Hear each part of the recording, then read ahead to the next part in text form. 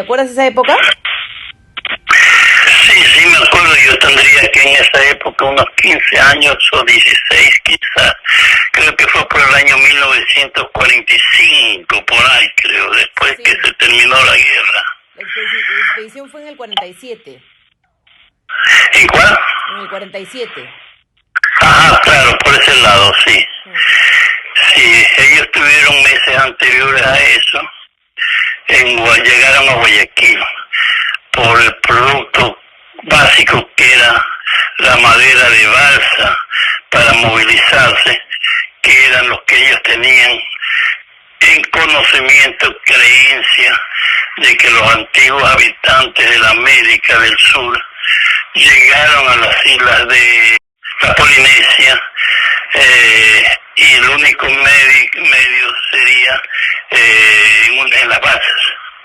Y Ecuador pues es el producto de la balsa específicamente que podían haber extraído. Claro. ¿Cómo llega Thor Heyerdahl al abuelo Gustavo? Él llega con su conocimiento a buscar, porque él era prácticamente el individuo en Ecuador que tenía la industria de la madera de balsa. Tenía los bosques. En ese entonces la madera era más robusta, más gruesa de lo que es actualmente hoy el año 2020. En el libro La expedición con Tiki, Thor Heyerdahl comenta: en nuestro apuro fuimos a ver a don Gustavo von Buchwald, el rey de la balsa en el Ecuador, y Hermann desenrolló en su presencia el plano de la embarcación, con las longitudes de tronco que necesitábamos.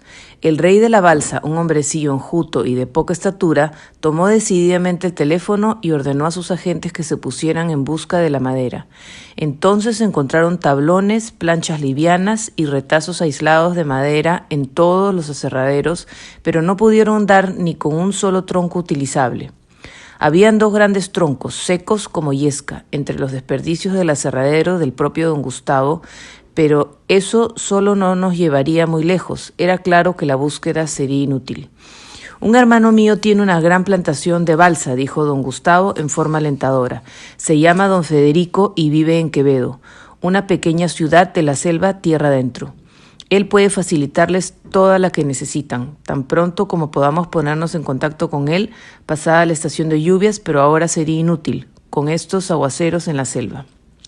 Si don Gustavo decía que algo era inútil, todos los expertos en balsa del Ecuador dirían también que todo era inútil. De manera pues que nos encontrábamos en Guayaquil sin madera para la balsa y sin posibilidades de ir a cortar los árboles nosotros mismos hasta varios meses después, cuando ya sería demasiado tarde. Tenemos poco tiempo, dijo Hermann, y hay que encontrar balsa como sea, dije yo. La embarcación debe ser una copia exacta o no tendremos garantía de salir con vida. En ese entonces, esa madera originalmente en Ecuador no la sembraban. Salía normalmente como cualquier monte, como cualquier árbol originario.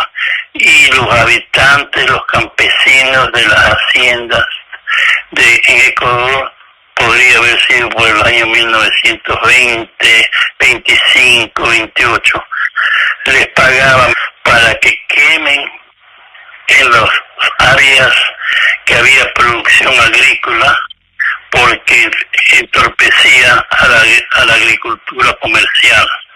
Era un árbol silvestre y pagaban para que los saquen de la tierra y producía otros productos.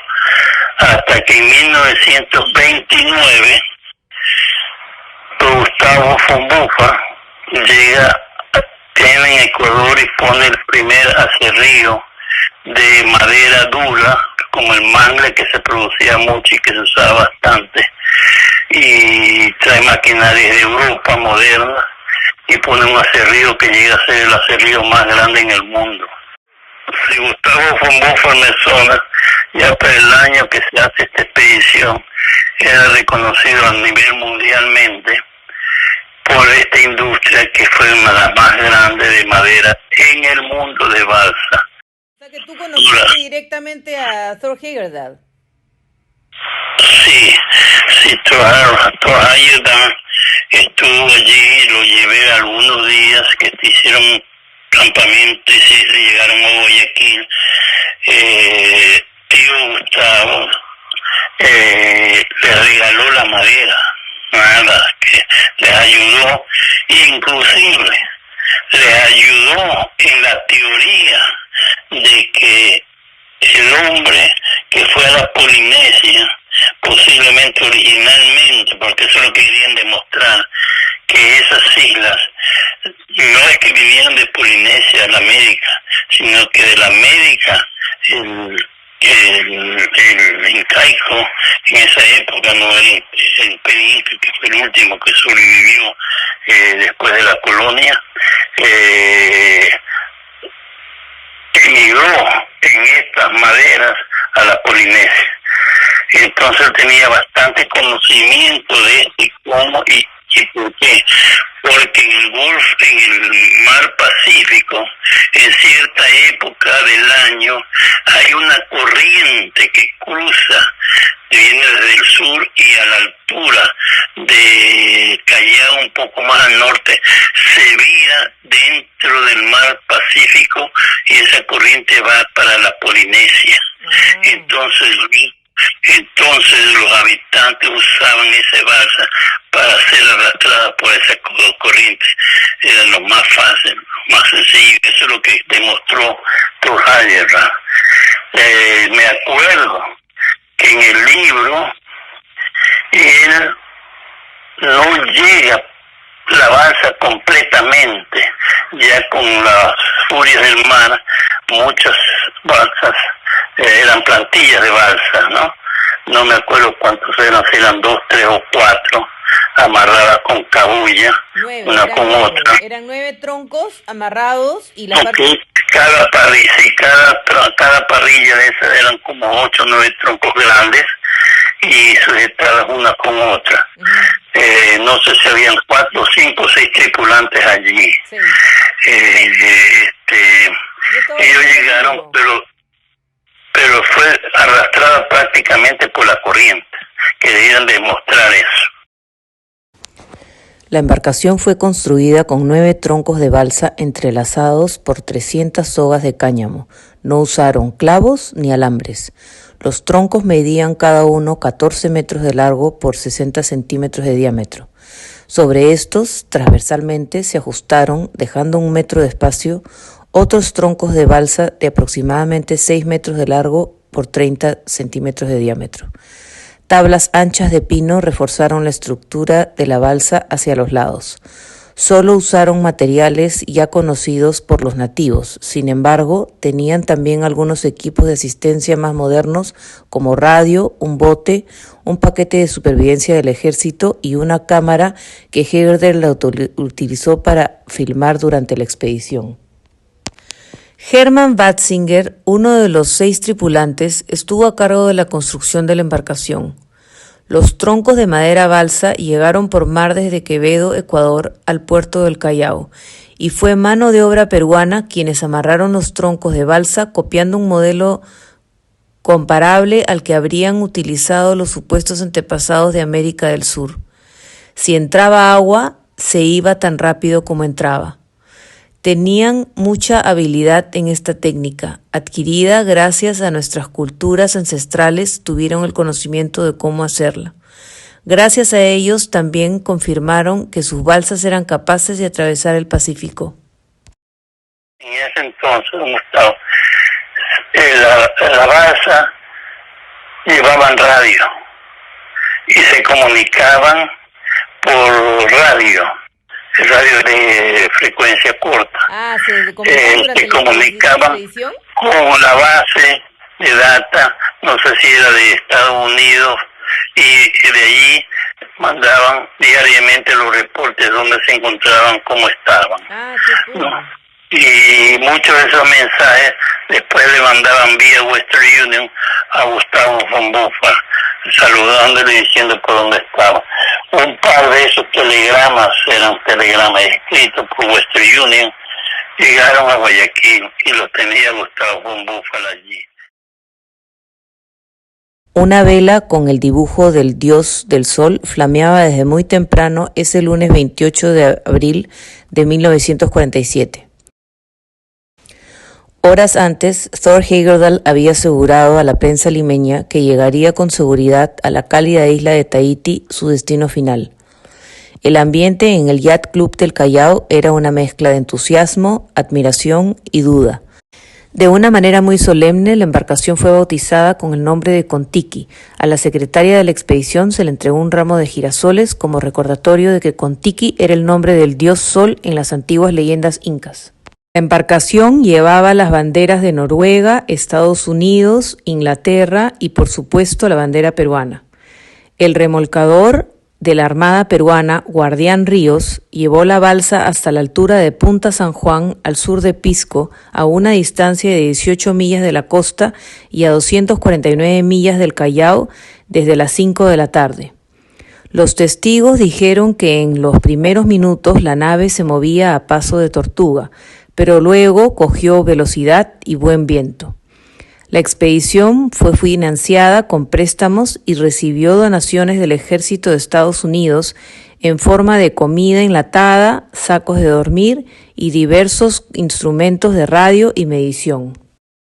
Thor Heyerdahl seleccionó a 5 expedicionarios con distintas capacidades y con la suficiente valentía para asumir esta aventura. El noruego Erik Hesselberg era buen navegante y pintor. Él dibujó el dios Contiki en la vela.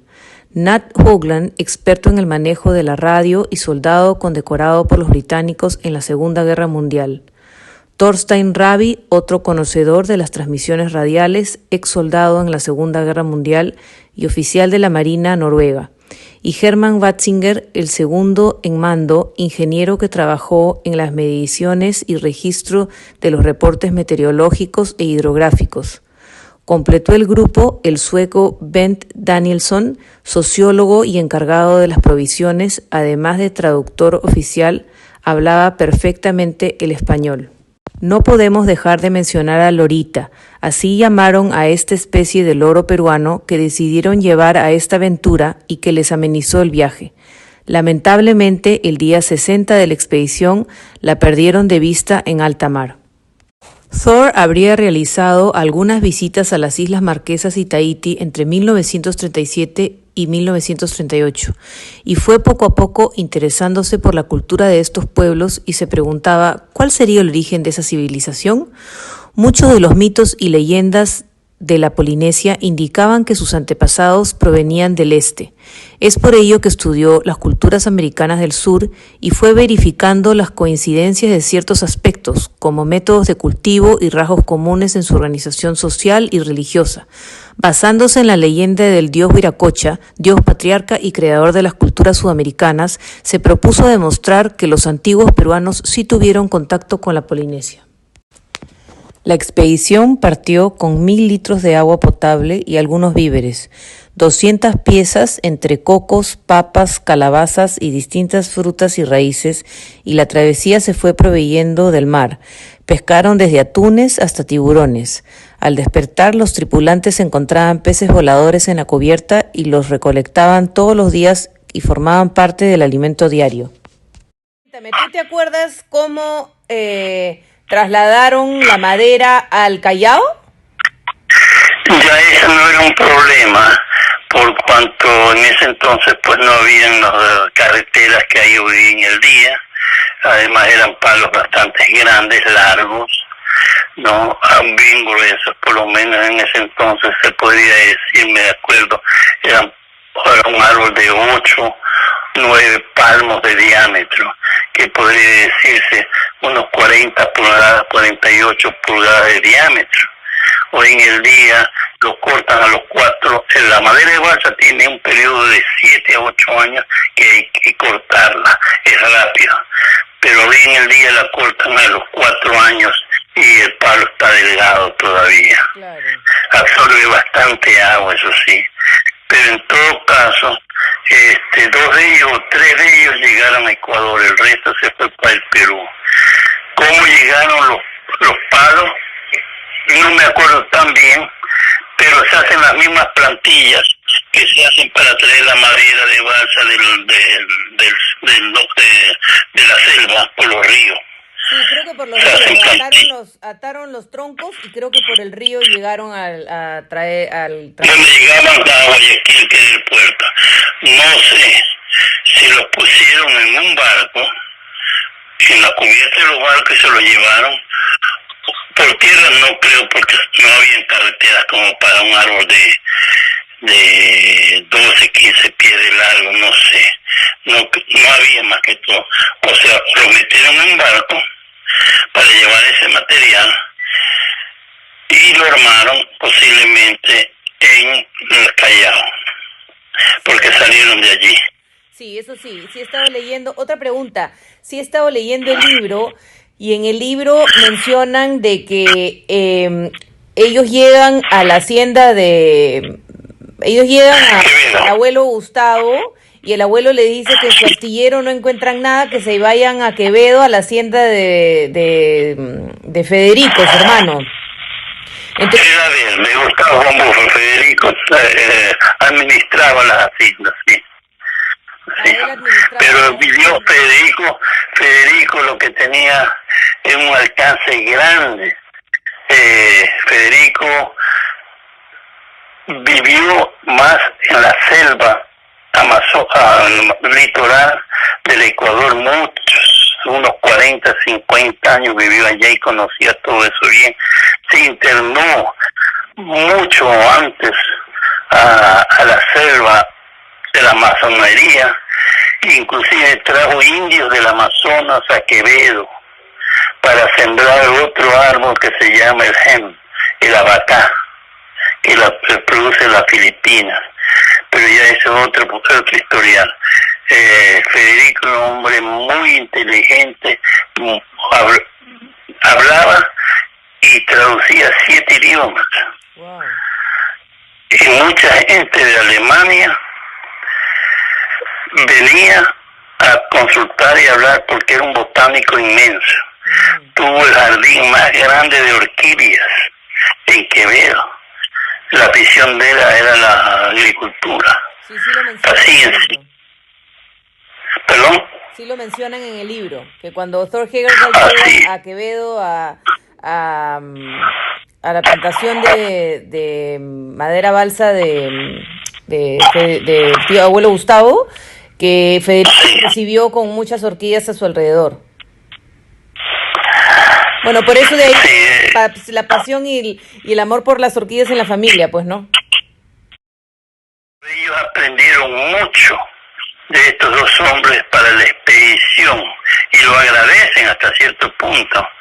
La ayuda que no solamente material que les dio Gustavo Fombúfar y el conocimiento de ambos, Federico y Gustavo, porque el padre de ellos, o sea, tu bisabuelo, era un geólogo alemán, Otto von Buffa.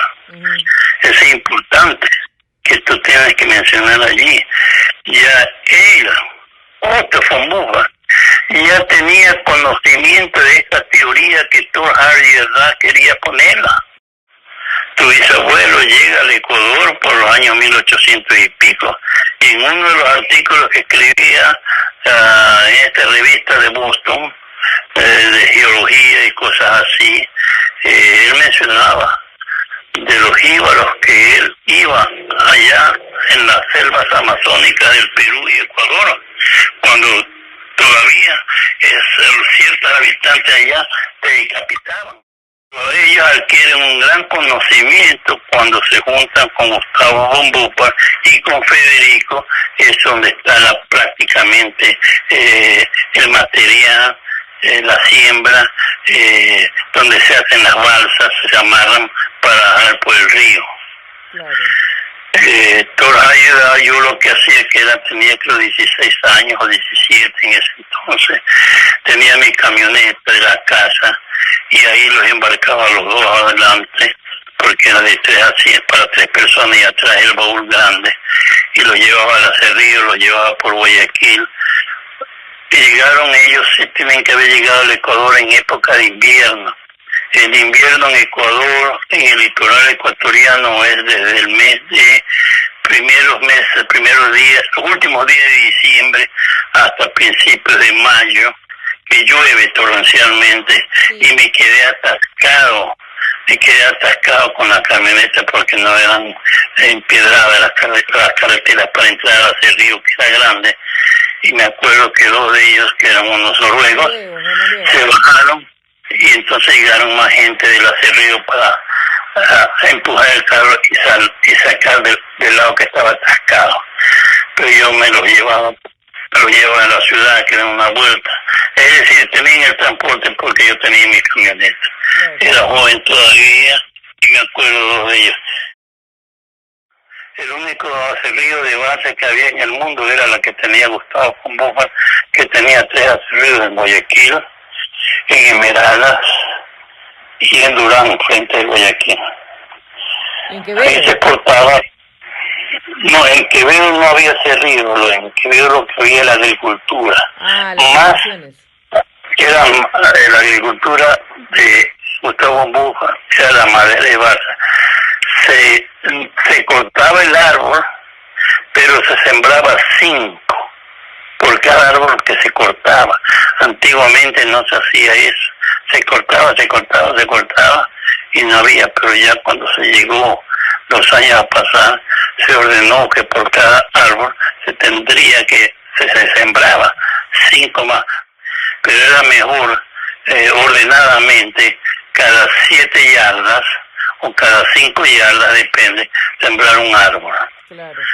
Los tripulantes soportaron fuertes tormentas, vientos traicioneros, inusitadas corrientes, tiburones al acecho. En el peor momento, los nórdicos dejaron que el Kon-Tiki decidiera por dónde ir. Los brazos ya no daban para más. En el caso de las migraciones oceánicas, el factor determinante no es la distancia, sino el hecho de que el viento y las corrientes marinas tengan o no el mismo curso general, día y noche, durante todo el año. Un 7 de agosto de 1947, tras 101 días de navegación, Thor Heyerdahl y sus 5 compañeros encallaron en un arrecife de coral en el atolón Raroia, en el archipiélago Tuamotu, situado en la Polinesia Francesa. El éxito de esta expedición no solo confirma la extremada pericia que llegaron a alcanzar los antiguos peruanos en la navegación, sino que además contribuye para exponer que es posible su arribo a las islas del Pacífico. Esta expedición logró unir los 6.920 kilómetros que separa el puerto del Callao con las islas Tuamotu en la Polinesia. Así, los antiguos habitantes precolombinos demuestran la capacidad náutica de sus balsas y nos permite sustentar que hubo un antiguo contacto entre América del Sur y la Polinesia.